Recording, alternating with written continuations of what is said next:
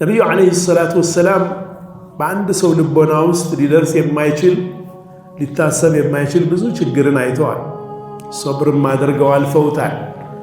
አቢ ሰዒድ አልኹድሪ ረዲየላሁ ዐንሁ አንቱ የአላህ መልእክተኛ ሆይ አልኳቸው ይላሉ፣ አዩ ናሲ አሸዱ በላአ፣ ከሰው ሁሉ ማንኛው ነው የበለጠ ከባድ መከራን የሚያሳልፍ አልኳቸው።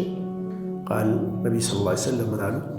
አልአንቢያ፣ አንቢያዎች ናቸው የሚያሳልፉት። ሰው በቆመለት ዓላማ ግዝፈት ልክ ነው የሚፈጠረው። የአንቢያዎቹ ዓላማ ምድርን ከሰማይ ማስታረቅ ነው። የአንቢያዎቹ ዓላማ የሰው ልጆችን ከጨለማዎች ሁሉ ወደ አንድ ብርሃን ማምጣት ነው። ብዙ አይነት ጨለማዎች ነው ያሉት። ጨለማዎቹ ስፍር ቁጥር የላቸው። ከነዛ ሁሉ ጨለማዎች አውጥቶ ወደ ብርሃን መስመር ማምጣት ነው።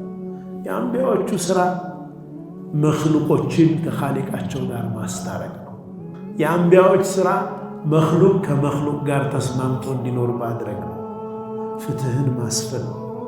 ይህንን ትልቅ ዓላማ ይዘው ሲመጡ የሰው ልጅ ከአላህ ስብሓነሁ ወተዓላ ውጭ ከሆነ መንገድ አውጥተው የአላህ ባሪያ ለማድረግ በሚያደርጉት ሂደት ላይ ብዙ እንቅፋት ነው የሚያሳልፉት፣ ብዙ መከራ ነው የሚያሳልፉት።